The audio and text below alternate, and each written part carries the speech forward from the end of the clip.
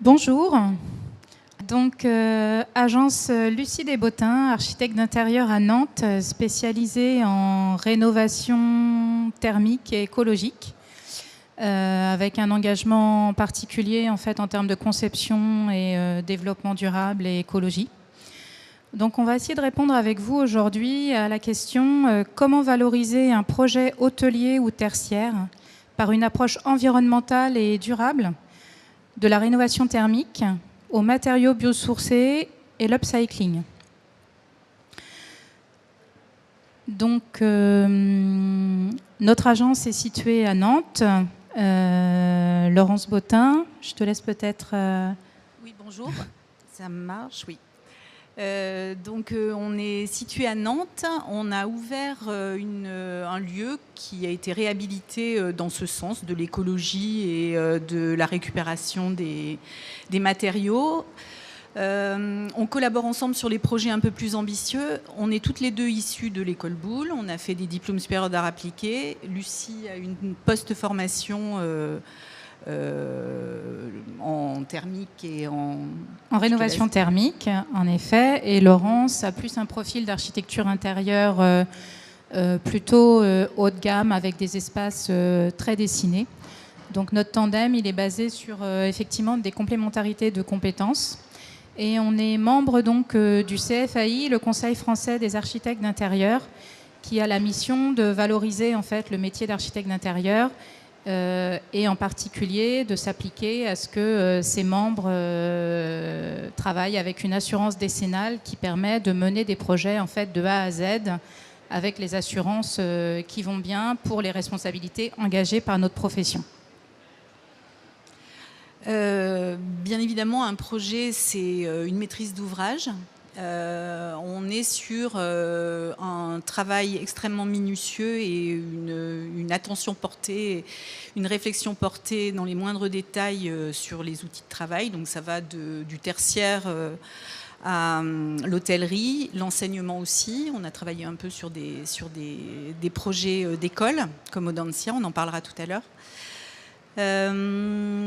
Et on est plutôt dans le fait de faire des démarches singulières, c'est-à-dire pas tellement d'éléments manufacturés, mais plutôt être sur des outils sur mesure. Et on travaille de toute la maîtrise d'œuvre, c'est-à-dire de l'esquisse, la première rencontre, les premières esquisses, jusqu'à la réception de chantier, en passant par... également la consultation des entreprises et le suivi de chantier. Depuis 15 ans, du coup, notre conscience et notre engagement sociétal nous a invités à redéfinir notre engagement professionnel vers des questionnements plus écologiques, engagés. Et donc, on s'est spécialisé en éco-rénovation. Donc les projets en fait sont orientés vers des projets de rénovation globale qui permettent de revaloriser le bâti et de gagner en confort. Donc après avoir évoqué ensemble le contexte actuel de l'hôtellerie et du tertiaire, on évoquera avec vous les différents thèmes qui font partie de notre engagement professionnel, qui sont donc la rénovation thermique, les matériaux biosourcés, la récupération et le recyclage, qui nourrissent la créativité et l'expertise et qui seront illustrés en fait par 4-5 projets qu'on va vous présenter en fait sur ces sujets-là. Donc pour commencer en fait de parler donc des enjeux écologiques et du contexte, il faut bien sûr évoquer le parc immobilier vieillissant, qui concerne également en fait le tertiaire et les bâtiments hôteliers, qui sont pour la plupart en France, qui ont été construits pour la plupart entre 1950 et 1980, et qui sont pour la plupart donc mal isolés ou équipés de systèmes de chauffage et de ventilation qui sont peu performants et qui engendrent des coûts énergétiques élevés qui les rendent énergivores. Il y a aussi l'aspect d'investissement et de rentabilité, puisque ces bâtiments, donc les plus anciens, nécessitent d'importants travaux de modernisation avec des investissements importants.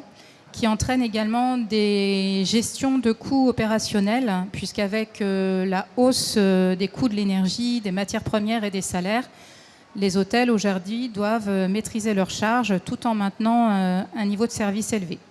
Et puis, il y a, pour évoquer un dernier point, les nouvelles attentes des clients qui ont changé depuis la crise sanitaire, qui souhaitent donc des espaces plus responsables, puisque les clients sont de plus en plus sensibles aux questions environnementales et recherchent plutôt des hôtels qui ont des pratiques durables. Voilà, ils recherchent également des expériences personnalisées, avec une expérience unique, personnalisée et immersive, pour permettre aux hôteliers de leur proposer un séjour qui se distingue. Donc pour poursuivre, en fait, les bénéfices d'une approche durable, bien sûr, donc c'est faire des économies d'énergie, ça va de soi. Et il y a aussi un élément très très important qui est de gagner en bien-être et en confort, que ce soit thermique ou acoustique et acoustique. Il y a également bien sûr le fait de valoriser le bien immobilier et d'augmenter sa valeur foncière, bénéficier des aides à la rénovation, on verra plus tard quand c'est possible, et puis donc d'augmenter l'attractivité pour une clientèle soucieuse de l'environnement. Et c'est l'occasion de redéfinir en fait l'image de marque de l'établissement et d'envisager donc une montée en gamme et en attractivité avec une recherche de différenciation pour se démarquer en fait aussi d'autres établissements, ce qui demande une forte créativité et des investissements importants en design et en service. Donc le premier pilier en fait dans notre démarche de travail, bien sûr, c'est la rénovation thermique, premier pilier d'une démarche écologique.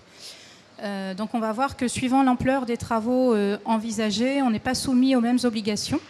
Donc si on s'oriente plutôt vers des travaux d'ampleur assez légère, en fait, on va plutôt s'attaquer à la rénovation thermique existant élément par élément, donc qui vont concerner chaque poste de travaux. Par contre, si on s'oriente vers une rénovation plus lourde, avec des surfaces supérieures à 1000 m², on va plutôt être concerné par la rénovation thermique existant globale, qui va plus se rapprocher de la réglementation thermique 2012, voire RE 2020. On va donc être amené à... Il y a aussi les objectifs énergétiques et environnementaux qui sont fixés par la loi énergie et climat, qui en fait augmente les obligations en fait qui vont passer donc en 2030 à faire moins 40% de gains énergétiques, en 2040 à moins 50% et en 2050 moins 60%. Donc ça c'est une réalité auquel aujourd'hui le tertiaire et l'hôtellerie est confronté et il faut se préparer à ça. Il y a bien sûr aussi la mise en place des DPE. On peut aussi évoquer rapidement la loi Elan et le décret tertiaire. Et puis, donc, pour les rénovations très lourdes, on a la réglementation 2020, RE 2020, et aussi également les subventions et aides financières. Alors malheureusement, le secteur du tertiaire, contrairement à l'habitat particulier, il est encore à la traîne. Et on a pu le vérifier, nous, sur des projets réalisés dernièrement, en fait, où la maîtrise d'ouvrage n'a pu bénéficier seulement en fait, des certificats d'économie d'énergie, qui sont finalement assez maigres comparés en fait, aux investissements réalisés. MaPrimeRénov', il y a une rumeur comme quoi un jour, elle pourra bientôt s'adresser peut-être aux tertiaires et aux hôteliers, mais pour l'instant, il n'y a rien de concret de ce côté-là. Et puis, on peut encore se pencher sur la question des subventions locales ou régionales, là, qui sont vraiment à étudier au cas par cas. Donc, pour continuer sur cette démarche de rénovation thermique, il y a une stratégie à adopter qui est celle d'analyser, prioriser, rénover, avec un premier aspect important qui est de faire un diagnostic de l'existant assez poussé, où on va analyser donc, les atouts et les contraintes de l'établissement, sa situation géographique, puisque suivant les régions, bien sûr, on ne va pas être confronté au même climat, son orientation avec une conception bioclimatique quand c'est possible, une intégration paysagère et une étude topographique, et puis un état des lieux de l'enveloppe bâtie en analysant donc sol, mur, plafond, équipement, essayer de rechercher s'il y a des pathologies dans le bâtiment et quels sont les éléments qui seraient à préserver ou à corriger. Et bien sûr, également aussi à ne pas négliger l'étude des aspects patrimoniaux et urbains. Oui, et à ce propos-là, il y a toujours des arbitrages et souvent, il peut y avoir plusieurs options donc, sur lesquelles on peut travailler réellement avec le client. Parce qu'il y a forcément c'est pécunier et les arbitrages sont hyper importants dans ces moments-là. Donc, un élément très important, c'est le travail avec le thermicien, donc la réalisation d'un audit thermique. Tu peux passer. Donc en parallèle de la conception pour mesurer précisément les déperditions et prioriser les améliorations thermiques avec des scénarios de travaux. Donc cet audit va permettre de quantifier précisément les déperditions thermiques en ce qui concerne les postes qui vont concerner l'isolation, avec l'idée de réduire les déperditions et d'améliorer le confort, en analysant en fait ce qui existe déjà, à savoir s'il faut complètement réisoler le bâtiment ou s'il faut compléter par rapport à ce qui existe sur place. Chercher les fragilités, donc les ponts thermiques, les fuites d'air, les défauts d'isolation ou d'étanchéité à l'air. La rénovation des fenêtres, donc de murs et de toits, avec leur remplacement partiel ou total, en étudiant par exemple les possibilités d'isoler des tableaux de fenêtres, des points un peu spécifiques comme ça. La mise à jour bien sûr des systèmes de chauffage et de ventilation, avec autant que possible, suivant le standing de l'hôtel, éviter si possible la climatisation, mais ce n'est pas toujours possible, ou d'envisager d'autres solutions. Et puis bien sûr aussi étudier la notion qui touche autour de l'éclairage, avec autant que possible un éclairage économe en énergie. Il y a d'autres aspects aussi qui ne sont pas évoqués dans l'audit thermique, mais qui sont à prendre en compte pour l'hôtellerie. Ça va être la gestion de l'eau et la gestion des déchets. Donc, on va illustrer en fait la rénovation thermique. Je te passe la main pour le projet de la Ligue contre le cancer. Oui, on a trouvé que c'est un projet qu'on vient de réceptionner il y a très peu de temps. Donc, vous allez voir les photos sur la fin.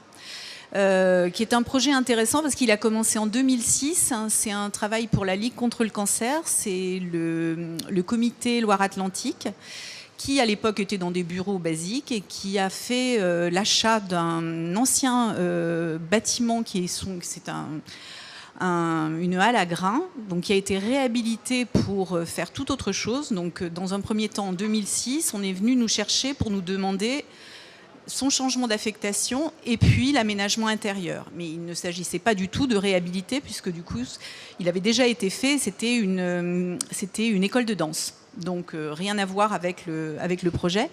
Donc il y a eu un projet de fait avec peu de moyens, c'est-à-dire que du coup on a quand même fait du mobilier, un petit peu d'éléments. Donc ça c'est des photos du moment où, juste avant travaux, on a fait ce fameux audit.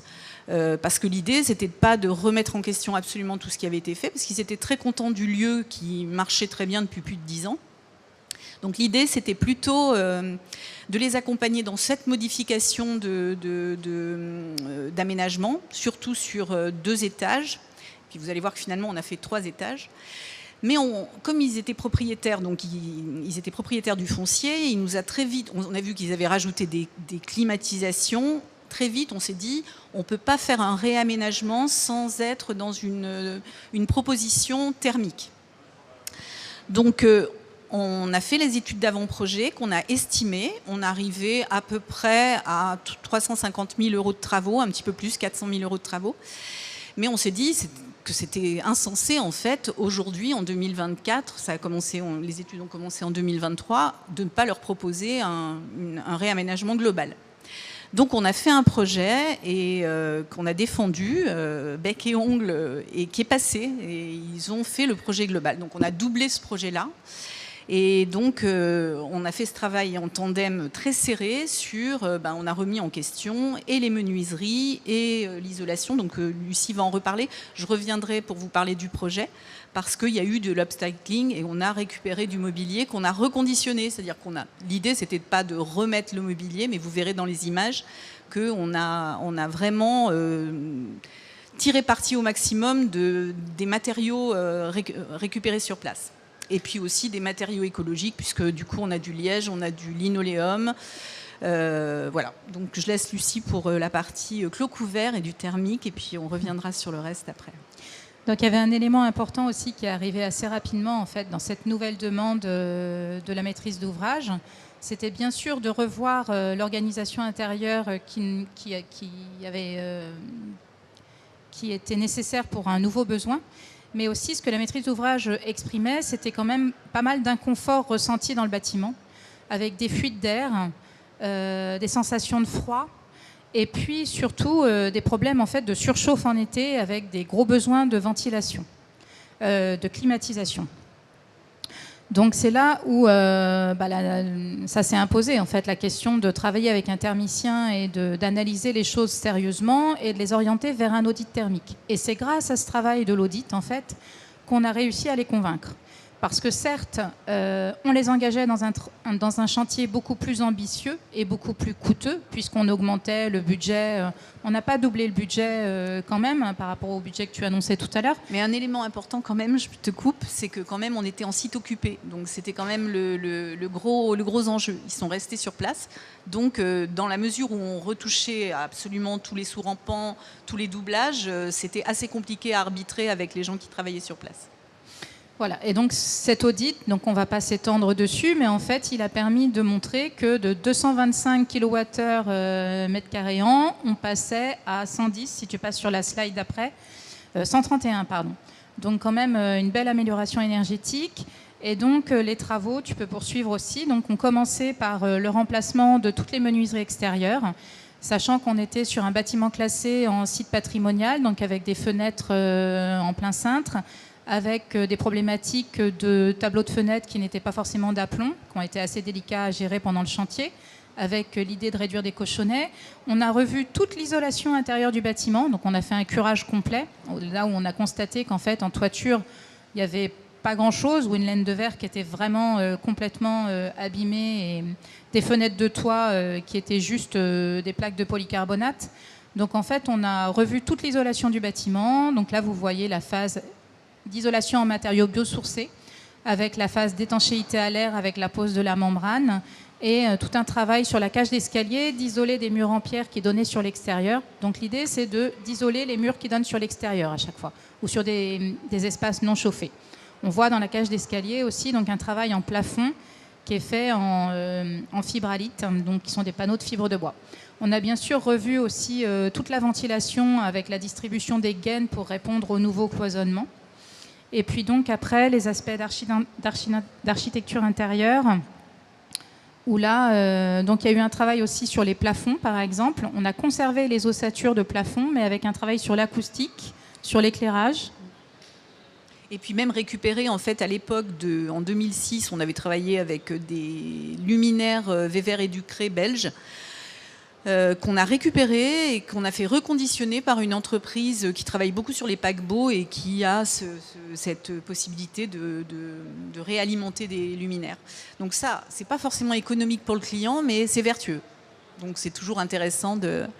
également, du coup, à l'époque, on avait travaillé avec des suspensions et des appliques et des petites lampes Luce planes. On a rechangé les abat-jours. Qu'est-ce qu'on a récupéré? Bon, les parquets, c'est pas la meilleure chose qu'on ait faite. On a gardé les parquets de danse parce que du coup, mais on les a enlevés pour des raisons de confort acoustique d'une zone à l'autre sur toutes les zones qui reçoivent du public. Et donc, on est en sol liège, qui est un matériau intéressant pour ses propriétés acoustiques également. Et puis très confortable aussi dans le ressenti et la marche. Il y a pas on entend très peu les pas et les bruits d'impact. Ouais. Donc ça, c'est les images. On peut peut-être juste zoomer sur l'image du haut où on voit peut-être mieux. Je sais pas. Juste, on peut zoomer. Non, on peut pas. On peut pas zoomer. Donc l'idée, c'était de redonner de la douceur. Donc on a créé pas mal de bureaux. Il y avait quand même ce gros enjeu qui était l'acoustique des zones qui reçoivent du public à des petits salons plus privés qui reçoivent les malades qui viennent pour la première fois. Donc l'idée, c'était en effet qu'il n'y ait pas du tout de son qui passe. Donc voilà, il y avait cet enjeu acoustique hyper important. Sur la première image de la deuxième ligne, on voit qu'en fait, il y a de la récupération des panneaux de multipli-boulots, également du garde-corps. Enfin voilà, c'est un mixte, mais sur le rendu total, on va passer à la deuxième image, sur le rendu total, en fait, on se perd un peu dans où est la récupération, bien que, bien évidemment, sur la première partie, on était plutôt sur des panotages qui étaient vernis, donc les vernis ont un peu jauni. Mais, et là, on est plutôt sur des vernis, on n'est pas sur des vernis, mais plutôt sur des huiles, puisque c'est notre façon de travailler maintenant, on est plutôt sur des huiles de façon systématique, pas de vernis, même au sol. Donc voilà, et voilà, c'est tout. On voit bien le liège, les éléments perforés. Je sais pas, les écrans sont petits, mais on a reconditionné aussi les percements de placards avec les motifs de la première fois qu'on avait récupéré. Tu veux que je passe à... Donc un deuxième aspect, engagement de notre travail, c'est de s'attacher à travailler avec des matériaux biosourcés qui prennent tout leur sens en fait, puisqu'ils sont particulièrement intéressants pour travailler sur des projets de bâtis anciens et qui aident à améliorer en fait une qualité, un bien-être intérieur, notamment avec la qualité de l'air intérieur. Donc ils sont très intéressants pour leurs propriétés en termes d'isolation thermique, puisqu'ils sont leur structure fibreuse et alvéolaire permet de réduire les échanges thermiques en fait. C'est des très bons isolants. Ils sont intéressants aussi pour la gestion de l'humidité, puisque ce sont des matériaux qui sont perméables à la vapeur d'eau. Et donc, sur des murs en pierre ou du bâti ancien, ça permet de préserver, en fait, d'éviter de créer des pathologies. Il faut être vigilant, par contre, à la notion d'étanchéité à l'air avec la mise en œuvre de membranes. C'est des matériaux aussi qui sont intéressants pour leur inertie thermique, puisqu'ils vont ralentir les variations de température, ce qui est particulièrement intéressant pour les pics de chaleur en été. Et puis, bien sûr, c'est des matériaux qui ont un bilan carbone positif, donc ils vont aider aussi dans les objectifs de décarbonation des bâtiments. Ils sont également intéressants pour la correction acoustique, avec l'absorption et la réduction des bruits aériens. On en parlait tout à l'heure un petit peu avec le projet de la Ligue contre le cancer. Ils aident à réduire les bruits d'impact. Et puis, ils ont une certaine souplesse de mise en œuvre, en particulier donc toujours pour améliorer l'acoustique. Donc là sur ce slide on vous présente quelques matériaux qui sont le chanvre, la ouate de cellulose ou la laine de mouton et particulièrement donc un matériau qu'on aime beaucoup en fait, qui est le liège, qui est produit donc dans le sud de l'Europe et au nord de l'Afrique et en particulier donc au Portugal dans les forêts de chêne-liège. Et donc avec lequel on aime beaucoup travailler, en particulier en revêtement de sol, mais qui peut aussi exister en revêtement de mur et en isolation thermique extérieure. Et même dans en construction, en bâtiment extérieur. Et puis bien sûr beaucoup de bois, en particulier des essences de bois locales, et qu'on essaye de traiter en particulier avec des huiles dures qui permettent de favoriser un entretien plus vertueux. Donc pour illustrer ces matériaux biosourcés, le projet d'Audencia du Tripode, en fait, qui est un projet donc, dans le cadre d'une rénovation d'un bâtiment des années 70 pour l'école de commerce Audencia, qui a été menée en partenariat avec l'agence d'architecture Chabanès et Scott à Nantes. Donc on a été appelé dans un projet exclusivement d'architecture intérieure, pour le coup en complémentarité avec un architecte, puisque c'est aussi le rôle de l'architecte d'intérieur, et c'est ce qui est très intéressant en fait dans ce genre de projet. Et donc on a orienté ce projet, alors qui n'était pas facile à aborder parce que vous verrez sur les plans en fait qu'il a une forme de tripode en triangle avec des espaces très singuliers. Mais donc on a orienté l'archi d'intérieur. Je te laisse peut-être poursuivre, Laurence. Du coup, il y avait des très très grandes hauteurs sous plafond. Donc là, c'est le foyer des étudiants. Il a été traité en fait avec une façon un peu ossature de maison bois, avec des remplissages sur lesquels on a des fonctions de table d'études. Alors, sur cet espace-là, il nous manque un élément qui n'était pas sur les photos. C'était une espèce d'amphithéâtre. Donc, il n'y a pas l'amphithéâtre. C'était du mobilier. L'acoustique avec des éléments qui mixent de l'éclairage et de l'acoustique. Avec des matériaux comme le marmoléum aussi qu'on avait en mural et le liège au sol. Et le liège au sol. Voilà. Et puis aussi pas mal de panneaux acoustiques, des éléments alors qu'on voyait juste dans l'image d'avant. On a fait des petites cellules qui sont où on a travaillé avec une boîte qui s'appelle Digitex près de Angers, qui est en fait ils faisaient c'était pour l'anecdote, dans le Choletais, ils travaillaient sur des habillages de chaussures et du coup ils se sont reconvertis quand les magasins de chaussures et les magasins de textiles ont fermé et donc maintenant ils font exclusivement du baffle acoustique et en ce moment même du feutre acoustique qui est très intéressant aussi comme matériau écologique. Un autre élément qui est important, donc on a travaillé sur des panneaux bois épicéa en partenariat avec une plasticienne, Suzanne Cole, qui a travaillé sur des motifs qui évoquent le monde céleste et végétal en fait de la canopée. Voilà. Donc c'était un projet qui était marqué par l'audace et l'innovation, avec des exigences aussi portées sur l'acoustique et l'éclairage, bien sûr. Un dernier aspect en fait, de notre engagement écologique, c'est le fait de travailler sur la récupération et le recyclage. Oui, on essaye toujours. Alors là, on va vous parler d'un projet qui n'est pas encore sorti de terre, puisque du coup, on n'a fait que des études d'avant-projet. L'idée, en fait, toujours de récupération, quand on se retrouve sur des lieux où on a des matériaux comme par exemple des bois exotiques, des IP ou des tecs des années 80 et qu'on a cette matière première sur le chantier, c'est difficile de se dire que tout ça va partir à la benne et être définitivement... Donc il y a toujours une réflexion. Comment on peut... Alors ça pourrait être autre chose. Hein, on peut aussi avoir des grosses quantités de papier dans des boîtes qui ont énormément de papier.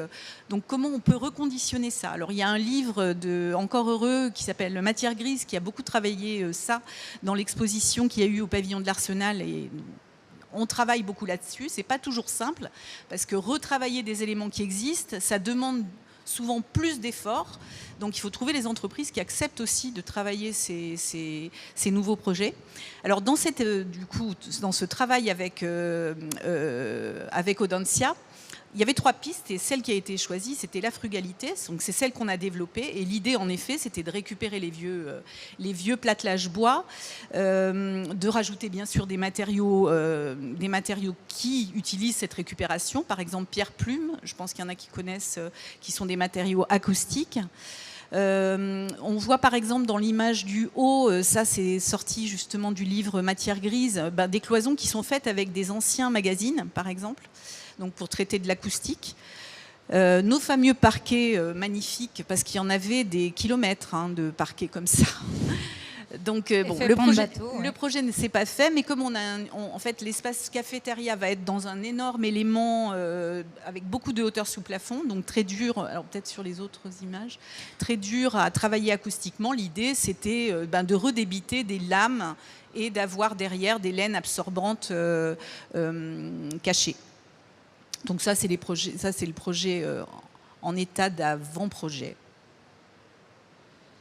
En privilégiant au maximum donc, la récupération des plattelages bois et là encore l'usage de matériaux écologiques. Donc on peut voir par exemple sur cette image, à gauche, on aperçoit juste en fait la récupération du parquet en élément mural sur nos ossatures bois par exemple. Et en bas sur le bar aussi. Un dernier projet donc, qui parle de recyclage et de réutilisation, de réemploi, c'est le projet du Grand Bain. Donc, c'est les anciens bains-douches de Nantes qui est un témoin en fait, du patrimoine industriel. Et donc, c'est une rénovation patrimoniale qui a été menée par la ville de Nantes. Et suite à un appel à projet, en fait, il y a une concertation citoyenne qui a choisi en fait, de destiner le lieu à une coopérative d'activité et d'emploi, donc sur des valeurs d'économie sociale et solidaire et participative. On a co-construit un projet avec eux pour leur permettre en fait, de se réapproprier ce lieu. Donc sur les valeurs de leur coopérative, dans une modestie d'intervention revendiquée, donc là on avait choisi d'assumer, de marquer les transformations. Donc on peut voir avec les éléments rouges intérieurs qui sont en fait en écho avec les menuiseries extérieures qu'on peut voir ici sur la façade. Donc avec tout un travail aussi autour de l'idée de résurgence en fait de l'eau, puisque ce projet entretient un lien fort avec l'eau en tant que temple de l'hygiène entre guillemets. Donc on avait un travail sur le sol.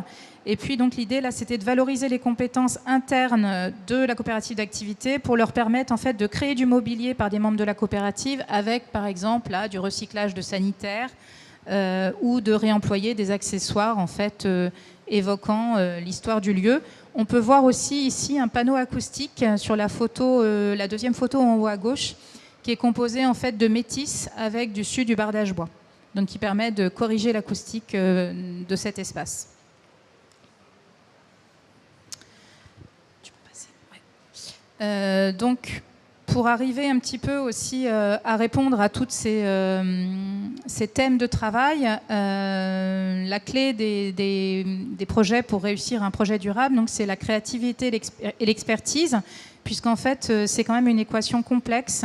Il faut d'abord obtenir une maîtrise d'ouvrage engagée et réactive, puisqu'en fait, c'est quand même l'élément principal et premier pour envisager des travaux qui vont être complets, donc du gros œuvre de l'enveloppe jusqu'aux aménagements et de finition intérieure, pour permettre une approche multicritère qui va traiter aussi bien de l'usage, du confort, de l'esthétique, de la santé, de l'énergie, pérennité, réversibilité du lieu, environnement, économie locale et sociale et patrimoine. Donc c'est des projets qui demandent du temps. Il faut prendre le temps de mettre en synergie des compétences complémentaires, et on a la chance en fait de pouvoir s'appuyer sur les compétences du réseau Ecobat, qui a l'avantage de mettre en synergie en fait aussi bien des acteurs de la conception, de l'ingénierie, des bureaux d'études que des concepteurs, architectes d'intérieur, maîtres d'œuvre, et les entreprises qui seront à même de réaliser les travaux. Donc expertise de ces professionnels pour obtenir les objectifs du chantier. Et puis, bien sûr, il est très important d'avoir une vision globale du projet pour pouvoir avoir une approche globale en fait, qui est aujourd'hui devenue incontournable. Voilà, donc on va mettre toutes ces expertises au service de la frugalité. Et donc, pour illustrer en fait toute cette expertise assez complexe, on vous présente donc un projet d'hôtellerie et restaurant. Oui, c'est un hôtel-restaurant qui a vu le jour en 2014. Il a ouvert en 2015, pardon.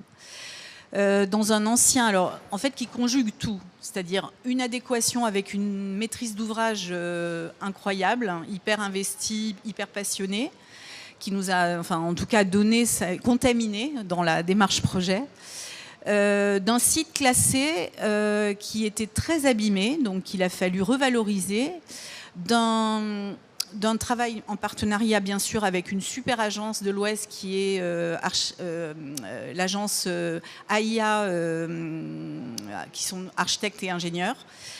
Et donc voilà, du coup c'est un projet qui a duré à peu près 1 an et demi, sur les études d'avant-projet 6 mois, et après 1 an sur le développement. L'idée c'était de faire un outil extrêmement adapté, et donc le projet s'est fait. Il y a une partie donc ancienne patrimoniale qui a été légèrement, on est en vue sur Loire, à flanc de falaise. Derrière, il y a un petit jardin de curé qui est fermé de murs, et du coup l'extension est, donc comme on le voit, l'extension c'est toute la partie en zinc rouge, la partie ancienne c'est en ardoise, le petit jardin, et puis du coup on donne sur la Loire.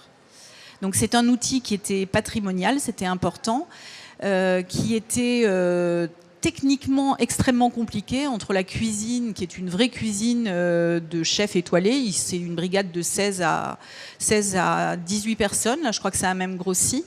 On avait une table du chef, on a traité ça avec il y a des parties réfrigérées, il y a des caves du jour, on a les bouteilles qui sont en...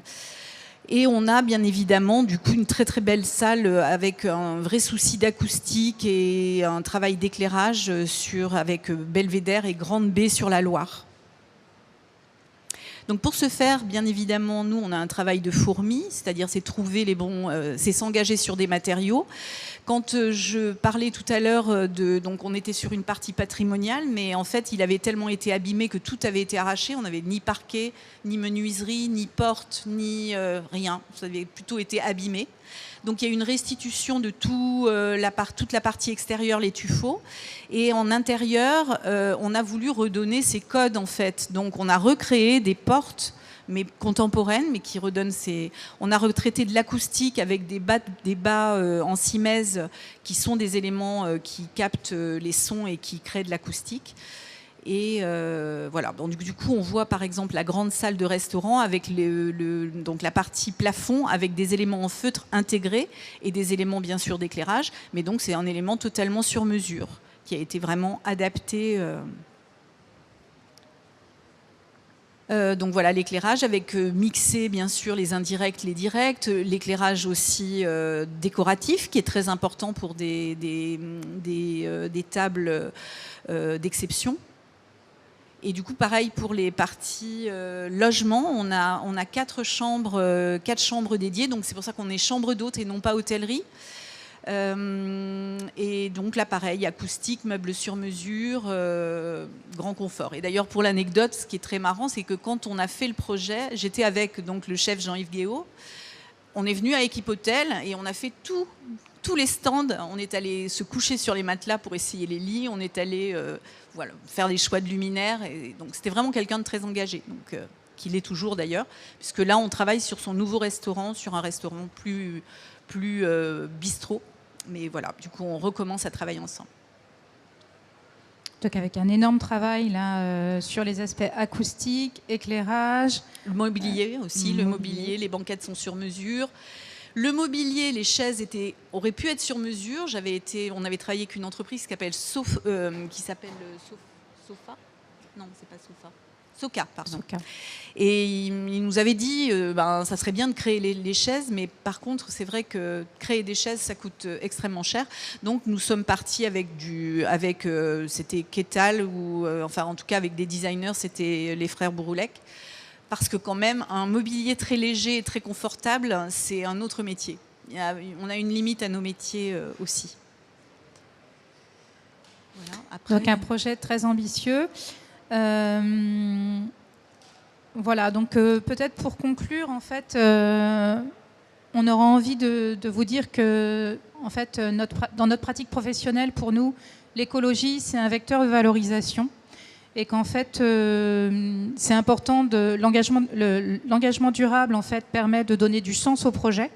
Ça peut être aussi, je pense aujourd'hui, en particulier pour l'hôtellerie, un réel argument de vente pour les clients.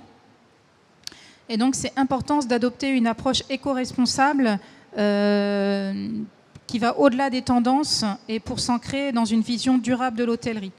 Donc, notre rôle, nous, en tant qu'architectes d'intérieur, c'est de sublimer la rénovation pour singulariser un projet porteur de sens qui, comme vous l'aurez compris, est absolument sur mesure et unique pour donner, en fait, sens au projet.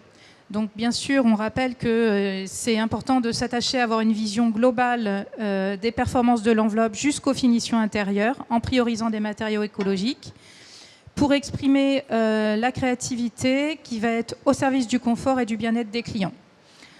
Donc, on ne peut aujourd'hui qu'inviter les hôteliers à s'engager vers une pratique, en fait, avec des approches durables pour leurs futurs projets, et de collaborer avec des experts architectes d'intérieur CFAI pour les accompagner en fait, dans cette démarche vers des solutions durables.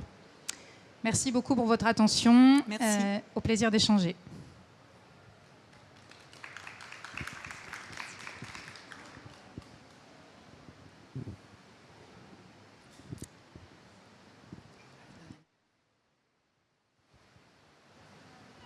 Bonjour, j'avais une question. Est-ce qu'il vaut mieux isoler un bâtiment par l'extérieur ou par l'intérieur? Parce que...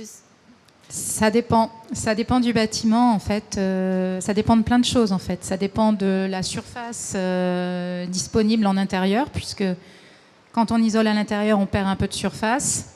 Ça dépend si vous avez la possibilité d'isoler le bâtiment en extérieur, parce que ce n'est pas forcément toujours possible. Si vous êtes, par exemple, sur une propriété voisine, il va falloir négocier avec vos voisins pour avoir le droit d'isoler par l'extérieur. Ça va dépendre de tout un tas de facteurs, par exemple aussi urbanistiques. Après, on va dire que d'une manière générale, l'isolation thermique extérieure, elle est plus intéressante, en particulier parce que c'est 2 opérations en une. Ça permet de faire le ravalement en même temps et surtout aussi de supprimer au maximum les ponts thermiques qu'il peut y avoir en tête de plancher, voilà, sur des points particuliers comme ça. Mais c'est techniquement, il faut l'étudier. Donc en fait, c'est vraiment du cas par cas à chaque fois. Merci.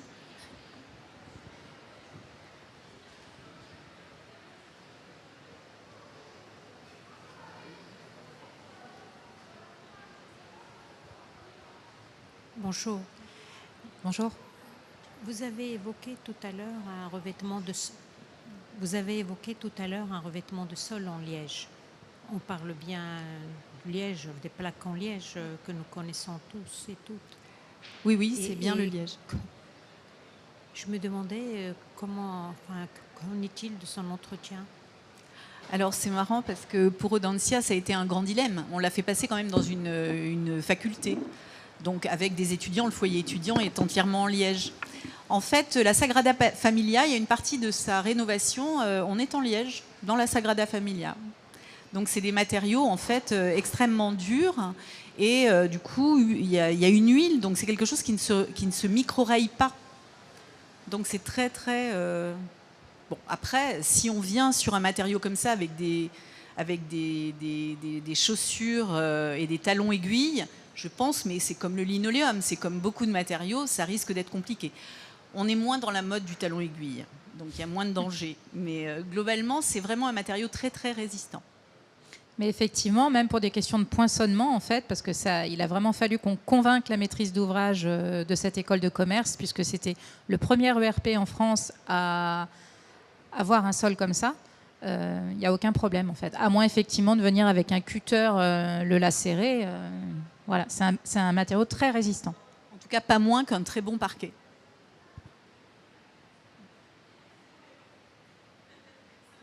Et on vous invite à aller, si c'est possible un jour, d'aller visiter les forêts de Chêne-Liège, près de, dans le sud du Portugal. C'est assez incroyable, parce que c'est vraiment un sacré travail. C'est un rituel tous les 9 ans. Ils les déshabillent complètement. C'est vraiment marrant.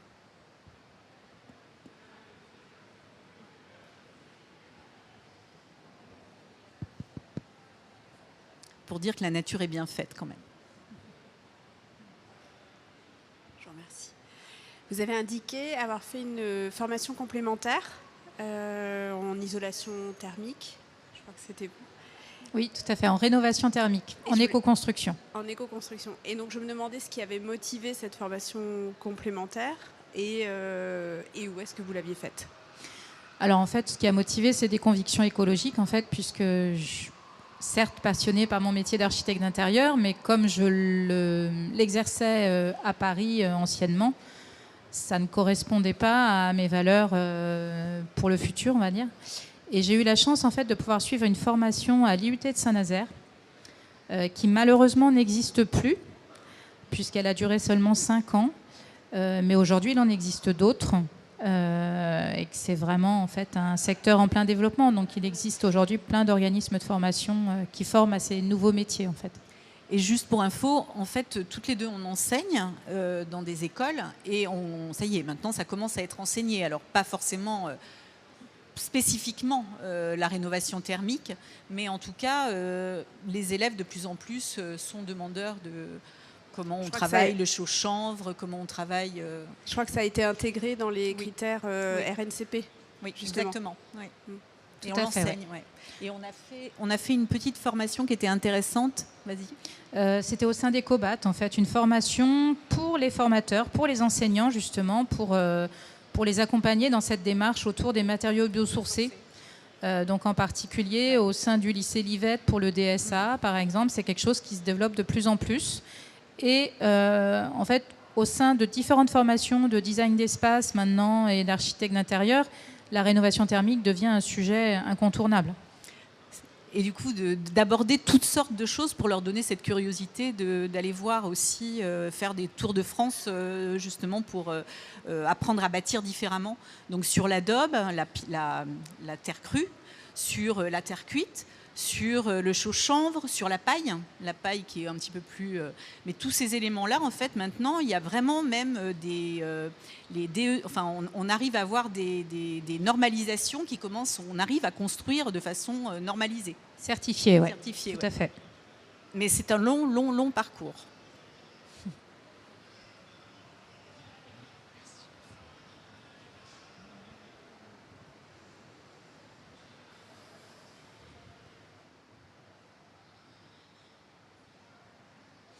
Merci beaucoup. Merci beaucoup.